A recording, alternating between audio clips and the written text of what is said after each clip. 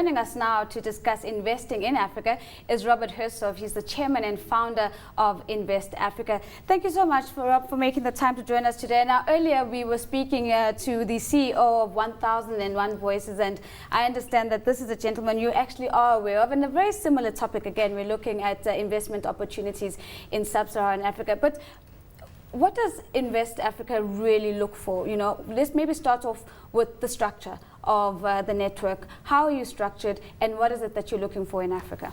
Well, I founded Invest Africa in London about 8 months ago.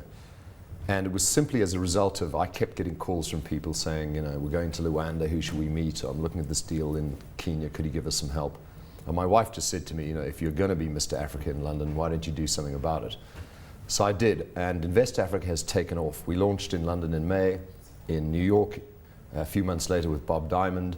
We're launching in Johannesburg today, I'm proud to say, and then Dubai next month, Geneva, Zurich the month after. So implicit in this, Rob, is that there's appetite for investment, there's capital available, but it needs to be structured. It would be more efficient to structure it than to let individuals do their thing. Well, I look at it this way. In Europe and America, 90% of the information you need to put a transaction together is available online through Bloomberg and CNBC, through various investment banks. And the relationship is 10% of that information flow. I think in Africa it's still the other way around. It's changing.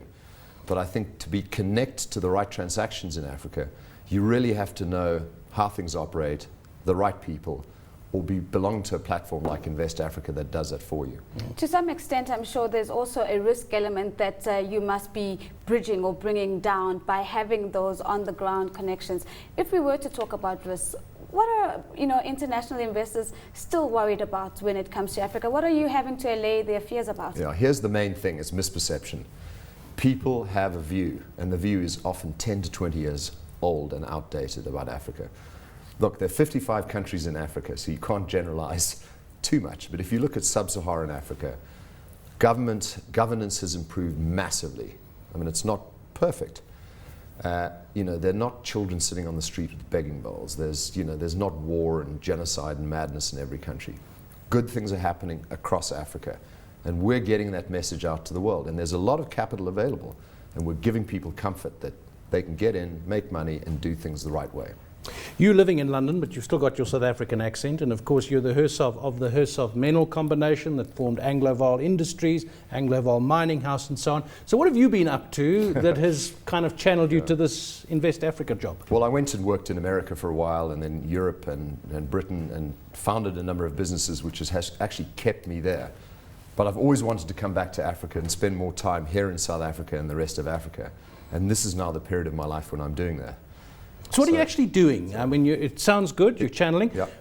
You're moving around, you're making appointments. What is your job description going to be? So Invest Africa started as a network, but it's growing so fast that it's actually becoming more than that. For example, 3 weeks ago, we took a private jet and we flew to 8 countries, 10 cities in 2 weeks. And on the plane we had Nouriel Roubini, the famous economist, Gary Kasparov, the chess grandmaster who's doing his Chess for Africa Foundation, and 8 to 9 big investors. And we showed them Africa as it is, a growing, vibrant country with great people. And so that business is evolving. Separately, I've set up African Capital Investments, which is going to deploy capital into deals in Africa.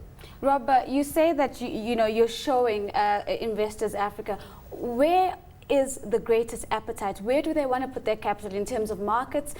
Is it Nigeria? Where are the frontier markets? What are you excited about? What are international investors excited about?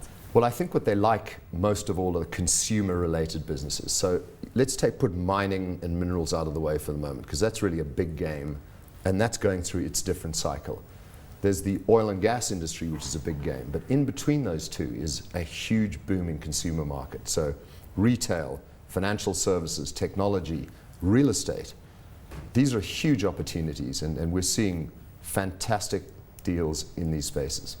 You have an access to, in a sense, because partly South African, so you've got that kind of but you've got to be careful not to be sunshiny. The kind of everything's wonderful in the continent.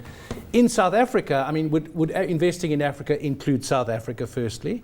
And secondly, Nazipa asked, where's the interest? But are there Yeah. particular countries that there is particular appetite for, and other countries perhaps which are no-go areas? Yes, let's talk about the countries first. So yes, I would invest in South Africa, absolutely.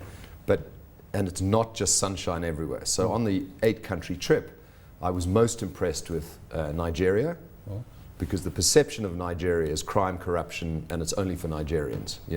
Foreigners beware. But that's not the case. You can go in there, invest, and make money. I was very impressed with it. I've been to the DRC many times, but I was very impressed with the DRC, particularly lately. Great Prime Minister.